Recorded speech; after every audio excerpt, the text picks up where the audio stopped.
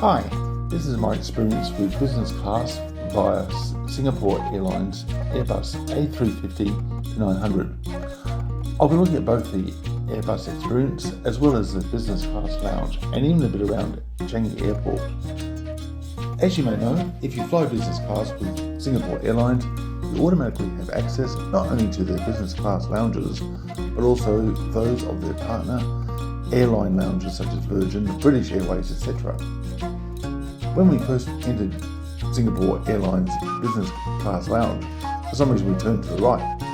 All very nice, I thought, nice and roomy, not crowded and very peaceful.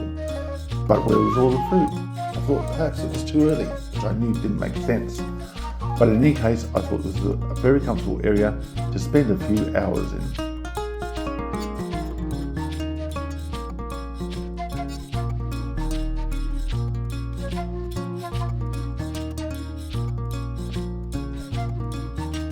There was a very large open area which looked onto a koi pond as well as the runway, though it was still very early and dark outside.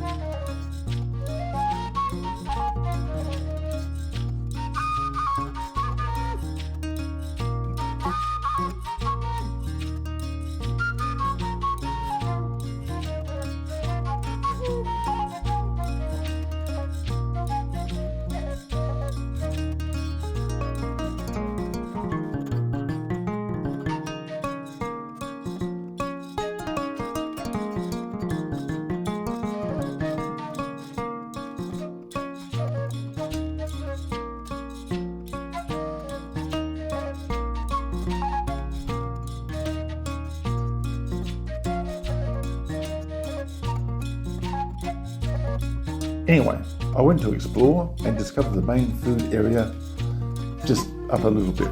Mystery solved. I just needed to turn left instead of right when I came in. Except for having loads of food, it was however a bit too crowded, noisy and busy for my liking. Though that chocolate oat drink was fantastic and I drank too much of that, more than I care to mention. And then there's the Laksa lady. If you want a laksa, a genuine Singapore laksa, you go there and they'll make it in front of you. Absolutely fantastic.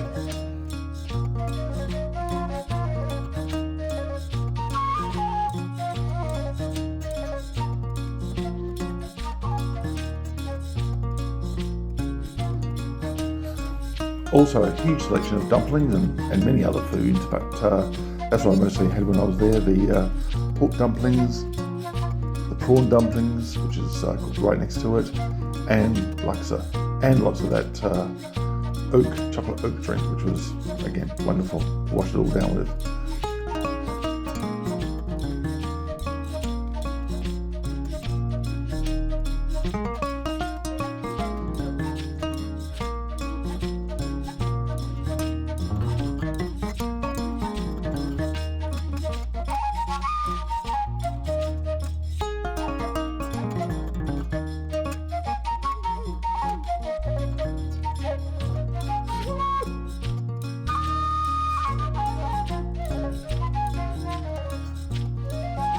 But here's my tip: get all the food from the food area. Don't sit around there; it's not as nice as the other area. So move to the other area, which is at the right from the entrance, and have a nice area and have your meal. Cheers.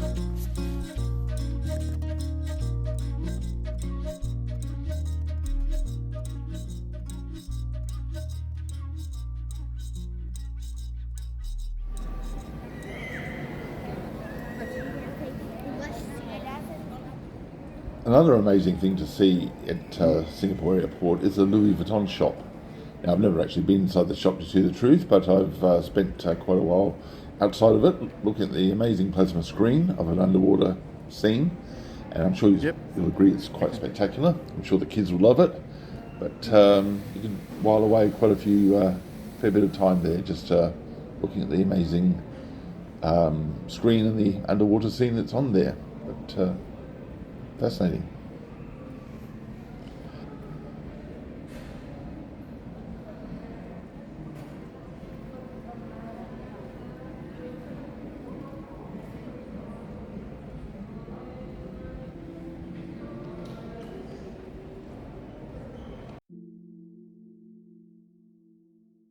Something that I've been meaning to see for quite some time is the butterfly garden at Changi Airport. Now, I have to say I was a little bit disappointed. It's a bit smaller than I imagined it to be. It was just the one species of butterfly, as you can see here, munching on pineapple.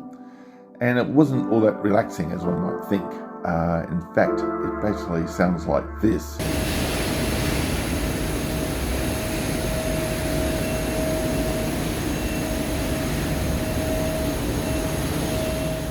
Okay, now probably what you're all after in seeing what's it like inside the A350 900 business class. Basically, you can look around. There's all these pods, and the seat sizes are quite a lot wider. I didn't measure them, but I'd say about 50% wider than your economy class. It is very comfortable. Compared to the economy class, and there's a lot of doodads around. So certainly there's your lights and an area there that you can plug in anything you want to, USB ports, including a fast charging, sort of a storage area next to it. This is the control pad for the television. The television isn't touch screen, but I'll get more into that later. My partner didn't want to be filmed, so she got a bit of a shade there so we can't see her, but and there's lots of little areas to put things. In this little area here, there are noise cancelling headphones, which you're going to need for the screen, and they're very good quality. Certainly do the job, and there's they certainly are quite noise cancelling. Yes, some water, and there's the tray. Now this looks a bit clunky. I actually preferred this and the other one, which is more modern. I'll get more into that later, but it is actually quite a large tray, and you can make it height adjustable as well. In there next you'll see there's the leg well, I suppose, which I need to use for sleeping purposes. Below that is an area to put your anything, your bag or your shoes, whatever. And there's the screen. I didn't get around to measuring it. I think it's about 18 inches, but it's not touch screen. You control it by the little pad that I showed you a little while ago. There's a little doodad there, so you can hang up your shirt or jacket. Over here, there's a man filming me, which I found just really creepy the whole journey, but I won't get into that. There's an area there to put things away, and a little shelf there to put your drink on.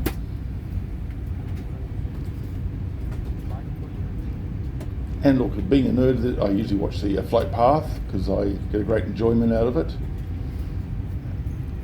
As I was trying to say, this is an older version, and the newer version it's got. I prefer it to the newer version, but there's some other a few things which are better in the newer version, but I'll cover that in a minute.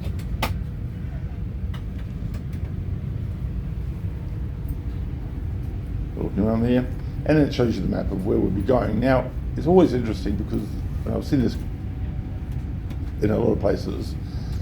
It tends to show that on here that the plane is going virtually over the North Pole, which would be fantastic, but it doesn't ever seem to actually happen.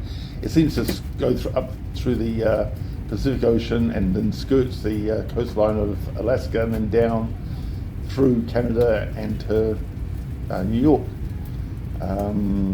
So yes, it looks like now, so we're going over the North Pole and then Greenland, but it doesn't actually happen. Maybe it does happen sometimes, but certainly not all the flights I've seen on air radar. But and then coming down to New York.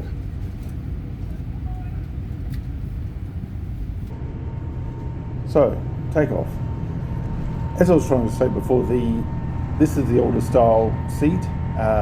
It's very hard to put the bed down. It actually does almost turn into a bed, but you have to get the. I couldn't work out how to do it. You had to get the attendant to do it and to put it back up. So it was a bit of a weird thing. It was comfortable when it was there, when it was laying down, but all you could do really was lay down. It was very practical for sitting. Hard to explain it. But the newer ones do adjust by buttons, and I'll get more into that. But this is just some footage of taking off. It's actually over Newark, but I don't tell anyone. It's not Singapore at all, so it's going the other way. But you get just so you get the general idea. But it's yes, this is from Newark Airport. So basically, here are the buttons for the bed and everything like that. They do become quite comfortable, but not so very good for sleeping. Cheers. My first cocktail, a Singapore Sling, of course. Cheers. The second cocktail, a Silver Cruise Sling.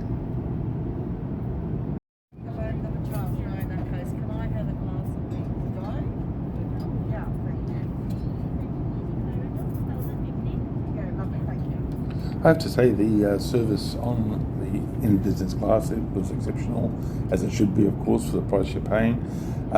This is one of the first meals to come, and a glass of wine, of course. But I was very impressed with the service.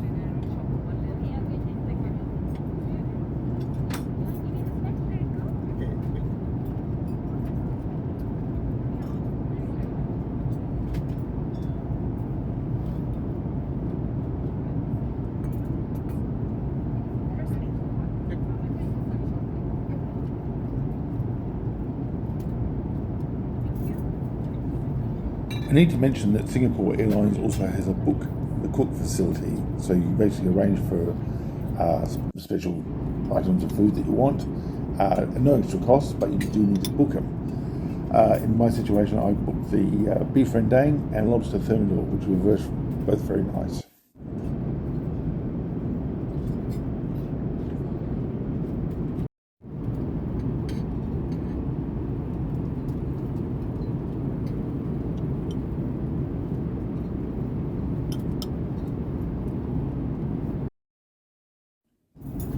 After a bit of a snooze, it was time for the mid-flight meals, and this is where the lobster thermidor came in.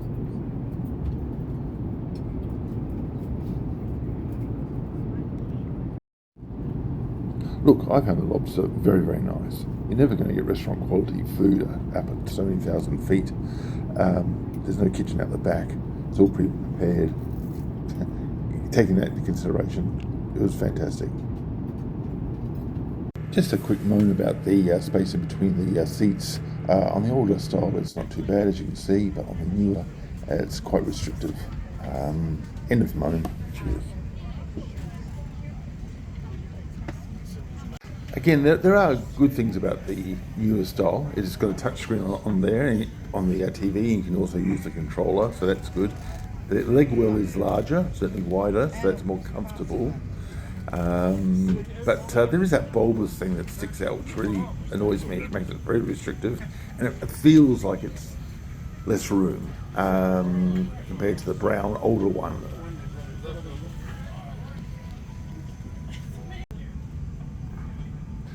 So yes, I found the newer model of pod, let's call it, more comfortable for sleeping. You can adjust it easily right down. In the older style, you basically need to get the attendant to put it up and down, which is a hassle. I'm a big guy, so it does make a big difference to me. The tray, this is simpler and smaller and less clunky than the other one, but I found them both quite good for different reasons. So so many things on this are a matter of choice, pluses and minuses. The leg well is a lot more comfortable, so that means that sleeping it again is more comfortable in this newer purple model. But then you've got that big bulbous thing which annoys the hell out of me. Okay, that's about it for Singapore business class. I know it seems a bit of a first world problem to be critiquing the business class, but it is a long journey, 19 hours just from Singapore to New York. On top of that, we had to go from Adelaide to Melbourne, then backwards to Singapore. So yes, comfort can be an issue for that long stretch. But this is us approaching Adelaide, so enjoy, and thank you very much.